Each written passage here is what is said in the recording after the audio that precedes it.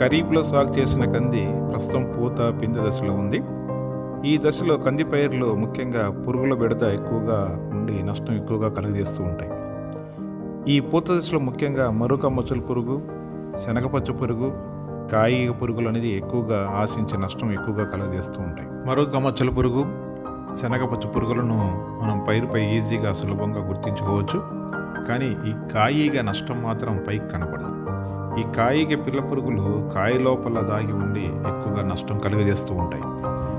ఈ మధ్యకాలంలో కందిలో ఈ కాయిగ అనేది చాలా ఎక్కువగా ఆశించడం జరుగుతుంది. దీనికోసం రైతులైతే ఎలాంటి మందులు పిచికారీ అయితే చేయట్లేదు. దానివల్ల ఏమవుతుందంటే చాలామంది రైతులు చాలా రకాల మందులు వాడినప్పటికీ ఈ కందిలో పుచ్చులు అనేది ఎక్కువగా రావడం జరుగుతుంది సార్ అని చెప్తుంటారు. సో దానికి ప్రధాన కారణం ఏంటంటే దీనికోసం సరైన మందులు వాడకపోవడమే ప్రధాన కారణంగా చెప్పుకోవచ్చు. సో దీనివల్ల ఏంటంటే రైతుకు చాలా నష్టంగా కలుగుతుంది. కాబట్టి సరైన సమయంలో దీన్ని నివారించకపోతే మాత్రం దిగుబడుల మీద చాలా ప్రభావం చూపేదానికి అవకాశం ఉంది.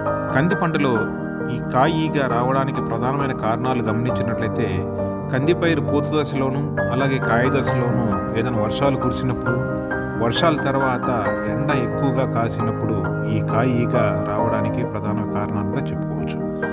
లక్షణాలు గమనించినట్లయితే కాయిగ ఆశించినప్పుడు నష్టం అనేది బయటికి కనిపించదు. దీనివల్ల ఏంటంటే మనకు ఈ కాయికి సంబంధించిన పిల్ల పురుగులన్నీ కూడా కందికాయ లోపలనే ఉండేసి ఆ వచ్చే గింజలంతా కూడా తినేస్తూ ఉంటాయి. మామూలుగా చూసినట్లయితే కందికాయలో 4 గింజలు ఉంటాయి. 4 గింజల్లో 2 గింజలు అనేది ఈ కాయిగ వల్ల అనేది నష్టం అనేది కలుగుతూ ఉంది. దీనికి సంబంధించిన రెక్కల పురుగు ఏం చేస్తుందంటే కందిపైరు పూత దశలోను అలాగే పూత నుంచి చిన్న పిందెలు ఏర్పడే దశలోను కందిపైరు పైన ఆశిస్తూ ఉంటుంది. ఆ దశలో వచ్చేసి లేత పిందెల పైన గుడ్లు పెట్టడము, గుడ్ల నుంచి వచ్చిన ఈ పిల్ల పురుగులు ఏం చేస్తాయంటే చిన్న చిన్న రంధ్రాలు కాయ పైన చేసేసి లోపలికి వెళ్ళిపోయి ఆ రంధ్రాలన్నీ కూడా ఊడి చేయడము, లేదా కాయ పెరుగుదల దశలో ఉన్నప్పుడు ఈ రంధ్రాలన్నీ కూడా ఊడిపోవడం జరుగుతూ ఉంటుంది. తద్వారా ఏమవుతుందంటే మనకు బయటికి కనిపించదు, పురుగు ఆశించినట్టు కూడా మనకు తెలియదు. ఇలాగా చిన్న చిన్న రంధ్రాలు ఉన్న కాయలను గమనించి మనం ఒలిచి చూసినట్లయితే లోపల పిల్ల పురుగులు కనిపిస్తుంటాయి.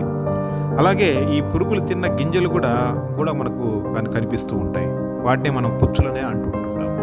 సో సరైన సమయంలో మనము నివారణ చర్యలు చేపట్టకపోతే, సరైన మందుతో నివారణ చర్యలు చేపట్టకపోతే మాత్రము కందిలో మనకు పుచ్చులు ఎక్కువ వచ్చేసి దిగుబడుల మీద చాలా ప్రభావం చూపే అవకాశం ఉంటుంది. నివారణ చర్యలు గమనించినట్లయితే కంది పూత నుండి పిందె ఏర్పడే దశలో తప్పకుండా 5% వేప గింజలు కషాయం పిచికారీ చేయాలి. లేదా వేప నూనె అనేది 1500 ppm అనేది ఎకరానికి 1 లీటర్ చొప్పున మనం పిచికారీ చేసుకోవాల్సిన అవసరం ఉంటుంది. దీనివల్ల ఏమవుతుందంటే కాయిగ రెక్కల పురుగు అనేది గుడ్లు పెట్టుకోకుండా నివారించుకోవచ్చు. అలాగే పిందె ఏర్పడే దశలోను మరియు గింజ గట్టిపడే దశలోను ఈ కాయ గీగకు సంబంధించిన మందులు పిచికారీ చేసుకున్నట్లయితే నష్టాన్ని చాలా వరకు తగ్గించడానికి అవకాశం ఉంటుంది.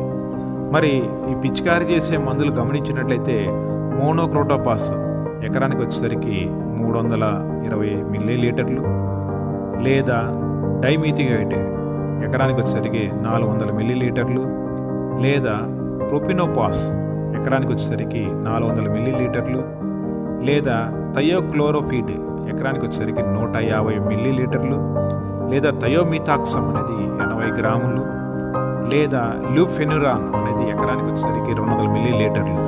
ఏదైనా ఒక మందు పిచికారీ చేసిన తర్వాత మరలా ఒక 10 రోజుల తర్వాత మళ్ళీ వేరే మందుతో మనం పిచికారీ చేసుకున్నట్లయితే కందిలో వచ్చే ఈ కాయ ఈగ సమస్యను చాలా వరకు మనం తగ్గించడానికి అవకాశం ఉంటుంది.